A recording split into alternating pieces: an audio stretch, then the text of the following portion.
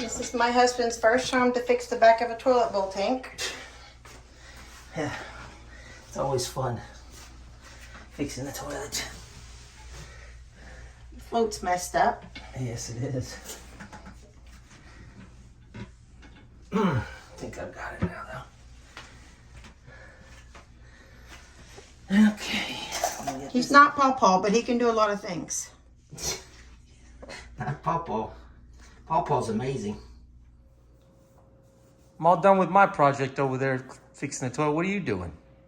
I'm cleaning up this bicycle for Elijah. He's coming home from college next weekend, and he has complained about all the inclines at his university. He's going up too many hills on his bike, and it hurts his legs. Poor But baby. Poor to baby. his defense, he works out a whole lot, so his legs are sore.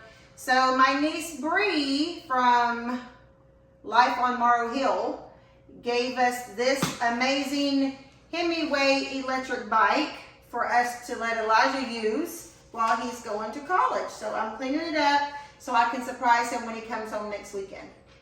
Awesome. Hi, Hi. I'm Tina. This is my husband Robert.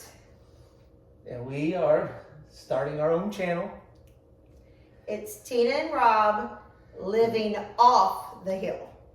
You guys might have seen us a whole bunch of times in videos with Paw and Gigi and Shirtless Jake and Longhorn Lester, Longhorn Lester's. Daniel Model Outdoors.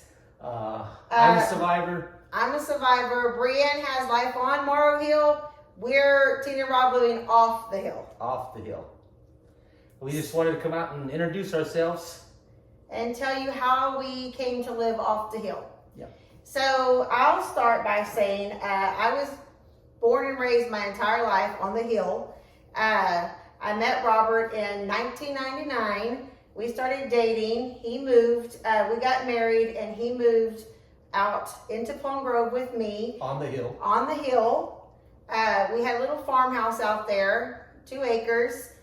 I had Dustin previously. We've raised Dustin up since he was little together. We had Bennett and Elijah, all living on the hill. Everything was great. Yeah. In 2009, I was diagnosed with cancer. And so living right there next to my parents, the land was not in our name. It was still in my dad's name. Robert and I had discussed that what if, worst case scenario, I didn't make it, how would we continue on, or how would he continue on there living, next to my parents? It was just awkward. So we decided to look for some land close, but just that would be ours. So we actually found the property that used to be ours and was lost, or my uncle's, and was lost in a divorce. It was my cousin Karen's childhood home. The house had burnt down, and so it was just a lot. So Robert and I actually bought it from a tax auction, and that was our little dream property. We cleaned it up and we took care of it. After my cancer was over and I graduated college and I started teaching, we finally built our dream home on it, and it seemed like life was just perfect until... What was nice is that we were actually close to her family, and we still had our own piece of land touching her family's land. That was the really nice thing. Our kids was able to just climb through the barbed wire fence and run through the hayfield up to Gigi and Papa's house, and that made it really nice that they could always commute through the hayfield to go see her parents. There was a utility pole out in the middle of the hayfield, and I actually had the utility company put a light on it. So halfway across the hayfield from my house to my brother Lester's house, there was one utility pole that lit up the whole field, and I would mow. We had like a little gap in the backyard. You know what a gap is? A gap is when you cut the fence and you make a little gate from the barbed wire. So we had a little gap cut into the fence, and I would mow a strip from my house to Lester's house so our boys could run back and forth and still be in a mowed path and have light on them. But we lived out there. We were very happy there. It was, like I said, it was our dream home. We were so happy. I never, ever in a million years thought we would ever leave Plum Grove. No, I didn't think so either. I love Our house was right close to the road. And like I said, it was only 2 acres. It was very close to the road.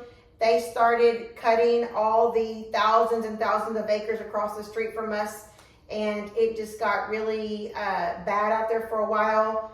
The shooting was horrible. You would call the police and they couldn't find anybody. I had to move, my son Elijah was little at the time, maybe about 6 to 8 years old, and I had to move his bed away from the window. It was like we were living inner city. It was really scary.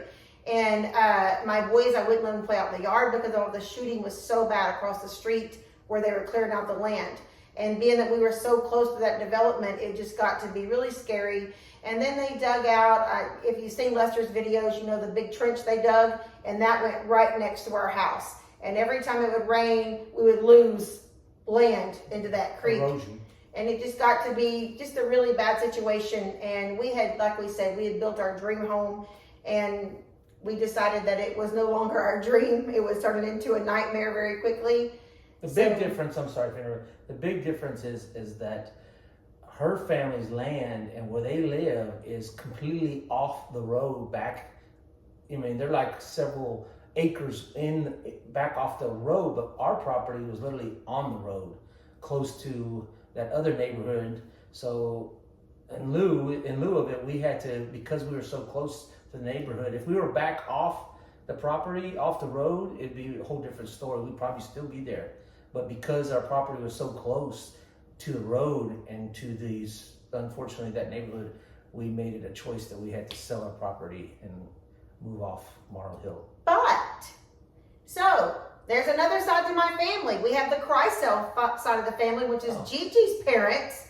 And the land that we live on now that we actually found and bought and built a replica of our dream home, so it's our dream home number 2, is actually within a mile of where my P-Pat and Pops had their store. They had, my grandfather actually built several rent houses. There's a little road called Kreisel Road, and that is all where I grew up with my other side of the family. So we left Plum Road. You actually lived out there for a while too when you were younger. Well, when I was young, yes, I lived in one of my grandfather's rent houses. When I was about 19 or 20, I lived in this neighborhood we're in now. So that was an older neighborhood. They made a new neighborhood in the back, and that's where we're at now. We have 2 acres here now, and we live on a little pond, and we have ducks, and so. What's really sad is that her P-Pat, if they would have found out we're living so close to where they lived at one time, she would be just so ecstatic that we were living so close to where they used to live. If my P-Pat could see that I'm so close to where she and my pops lived their life, they would be so excited for us. But this neighborhood wasn't even developed when they passed away. So I feel very close to my Gigi's mom and dad, my P-Pat and my pops living out here. And I pass their old, they had a grocery store on the highway, and I pass it every day coming to and from home. Mm-hmm. I also pass the home that they had lived in and they had rented out. They had several rent houses. I pass those every day. So I still feel like I'm connected to my family, just maybe not the Morrow side of my family. We're the Kreisel now. We're the Kreisel family. Kreisel family. Yes, connected to that side of the family. In the future videos, we'll actually go back and show you where on Marl Hill about our first house was, and then we'll actually show you another video of where the first house that we were talking about. Our first dream home number 1. Yeah, dream home number 1. I mean, the first house was beautiful too. Her sister actually sold it to us for a very reasonable price, and Sister Kim. It was Sister Kim's house she built when almost by herself. Her and Papa built it when she was a young single mom. Yes. And when my nanny, which is my dad's mom, passed away, my sister Kim wanted to live in Nanny's original home. So she's right at that time, Robert and I had only been married for a short time. I was pregnant with Bennett. So she sold us her little farmhouse for a very reasonable price, and we went in and kind of made it our own. Yeah, remodeled it. And that's where we lived for 13 years. Yeah. We had Elijah there, Bennett. You've probably seen Bennett on a bunch of videos. Our son Bennett, yes. Yeah. We have 3 boys. We have Dustin, very handsome, tall, macho Dustin. His wife Jill, he's the father of Carly and Coda. Mm-hmm. And then we have our son Bennett. And then we have our youngest son is Elijah. That's the one in school that she was cleaning the bike for. The baby. The baby. So it's nice to meet you, and we're gonna start doing this, we think, and let you into our world. Everyone always asks about Sister Tina, so I've just decided to. Paul's asked, hey, they've asked you about YouTube, Rob. Who's Rob? I've climbed on the wagon. Here I am. So we're on the wagon. So I'm Tina. I'm Rob. And this is Life Off the Hill. Off the Hill.